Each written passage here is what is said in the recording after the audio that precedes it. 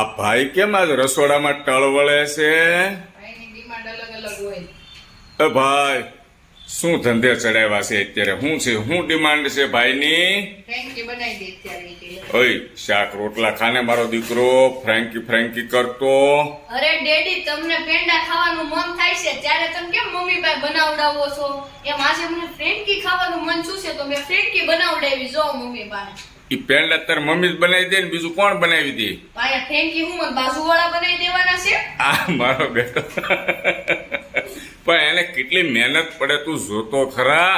બધા માટે શાક ભાખરી બધું બનાવવું અને તારા માટે અલગથી ફ્રેન્કી બનાવી. આ ફ્રેન્કીની તૈયારી થાય છે અત્યારે. મારું શાકનું ને ભાખરીનું કામ સાઈડમાં મૂકી દીધું છે. અરે પણ તમે પેંડા તમારે ખાવા હોય ત્યારે તો 2-2.5 કલાક સીધું સામે બેવું પડે ને આમ હલાવવું જ પડે.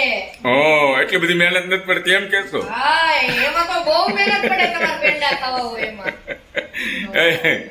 હું કહે છે તાર મમ્મીને બોલવા દે. હું એને ન પોગે. હે